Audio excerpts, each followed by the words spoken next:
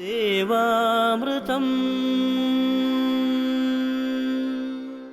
ദേവാമൃതത്തിൽ ഇനി ജ്യോതിഷ പങ്ക്തി. ദേവാമൃതം. ഇന്ന് 1192 വൃശ്ചികമാസം 28 തീയതി, അതായത് 2016 ഡിസംബർ മാസം 13 തീയതി. ഇന്ന് ചൊവ്വാഴ്ചയാണ്. നക്ഷത്രം 37 നാഴിക രോഹിണിയും ബാക്കി മകയിരവുമാണ്.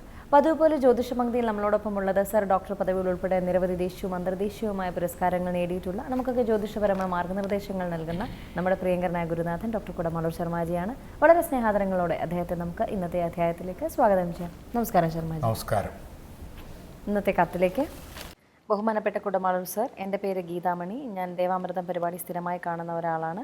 ഞാൻ എൻ്റെ മകന് വേണ്ടിയാണ് ഈ കത്തെഴുതുന്നത്. എൻ്റെ മകന് ഇപ്പോൾ 36 വയസ്സായി. ഇതുവരെ വിവാഹമൊന്നും തന്നെ ആയിട്ടില്ല. എത്ര തന്നെ നോക്കിയിട്ടും ഒന്നും ശരിയാകുന്നില്ല. കല്യാണം നടക്കുവാനുള്ള യോഗം വല്ലതുമുണ്ടോ അതോ ഇല്ലയോ? ചില ജ്യോത്സ്യന്മാർ നോക്കിയിട്ട് നടക്കുമെന്നും ചിലർ നടക്കില്ലെന്നും പറയുന്നു. എന്താണ് കാരണം? വളരെ വിഷമത്തോടെയാണ് ഞാൻ ഈ കത്തെഴുതുന്നത്. ദയവായി അങ്ങ് ഇത് വായിക്കണം, മറുപടിയും തരണം. ഒരു തവണ ഞാൻ സാറിനെ വിളിച്ചായിരുന്നു. 1 വർഷത്തിനകം നടക്കുമെന്നാണ് പറഞ്ഞത്. ഇപ്പോൾ 1.5 വർഷം കഴിഞ്ഞു, എന്നിട്ട് നടന്നില്ല. ഒരു ഉയർച്ചയുമില്ല. ഇങ്ങനെ ജീവിക്കാനേ കഴിയത്തുള്ളൂ. ഇതിൻ്റെ കൂടെ ഞാൻ മകൻ്റെ ഗൃഹനിലയും ചേർക്കുന്നു എന്ന് ഗീതാമണി, കിളിമാനൂർ. പ്രോഗ്രാം കഴിയുന്ന മുറയ്ക്ക്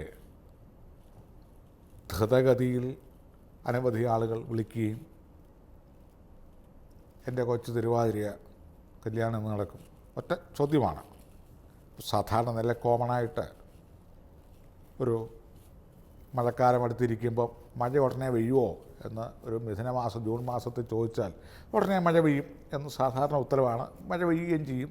ചിലപ്പോൾ അതൊരു 10-15 ദിവസമൊക്കെ ചിലപ്പോൾ മാറി ക്ലൈമറ്റിൻ്റെ അവസ്ഥ അനുസരിച്ചും പ്രത്യേക കാലാവസ്ഥ അനുസരിച്ച് കുറച്ചൊക്കെ ഒരു ചേഞ്ചൊക്കെ വരാൻ സാധ്യതയുണ്ട്.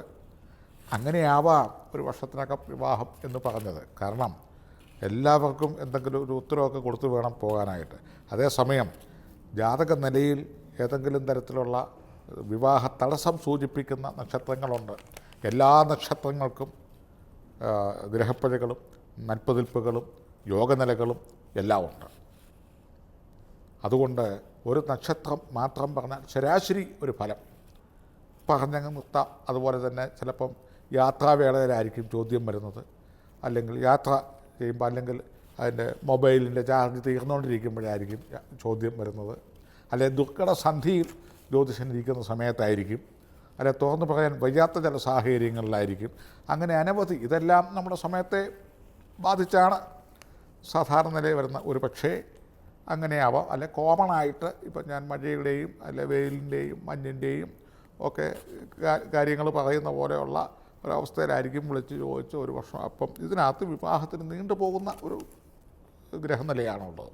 അപ്പോൾ വിസ്തരിച്ച് നോക്കുമ്പോൾ നമ്മുടെ രോഗങ്ങൾ രക്തപരിശോധനയും അതുപോലെ സ്കാനിങ്ങും ഒക്കെ നടത്തിയും എക്സ്റേയും അതുപോലെ തന്നെ എക്കോയും ഒക്കെ എടുത്തിട്ട് ഉള്ള ഒരു റിസൾട്ട് എടുക്കുന്നത് പോലെ തന്നെ ആവണമെന്നില്ലല്ലോ കയ്യിലെ സ്പർശിച്ചും കൊണ്ടുള്ള പരിശോധന. വിശദമായ പരിശോധന വരുമ്പോൾ ചിലപ്പം അതിൽ നിന്നൊക്കെ വ്യത്യസ്തം ആകാം. ഇതും പ്രകാരം വിവാഹത്തിന് നല്ല തടസ്സമുള്ള ഒരു ഗ്രഹനിലയാണ്. ചന്ദ്രാല 7 നിധനേ, ചന്ദ്രൻ്റെ 7-ൽ 8-ലും പാപഗ്രഹങ്ങൾ വന്നാൽ അതിനെ വിവാഹത്തിന് തടസ്സം, കാലതാമസം എന്നിത്യാദികൾ സൂചിപ്പിക്കുന്നു.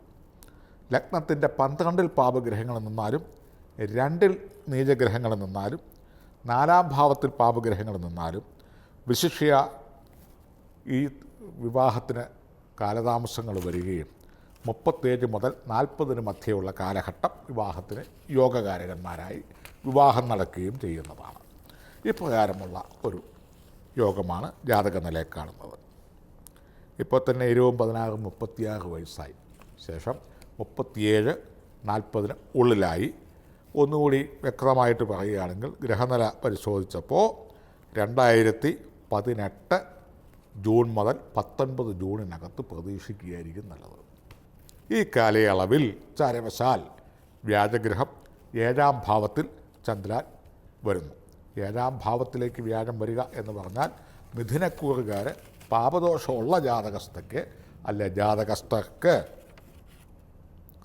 മിഥുനം, കർക്കടകം, ചിങ്ങം, കന്നി, തുലാം, വൃശ്ചികം, ധനു 7-ാം രാശിയായ ധനു രാശിയിലേക്ക് വ്യാഴഗ്രഹം 2019 ജൂൺ മാസം മുതൽ പ്രവേശിക്കുമ്പോൾ അവിവാഹിതർക്ക് വിവാഹാലോചനകളും, ജാതകത്തിൽ പാപഗ്രഹങ്ങൾ ഒന്നിലധികം ഉള്ളവർക്ക് ഒരു 75% വിവാഹം നടക്കത്തക്ക പ്രപ്പോസലുകൾ വന്ന് ഉറയ്ക്കുകയും ചെയ്യാവുന്നതാണ്.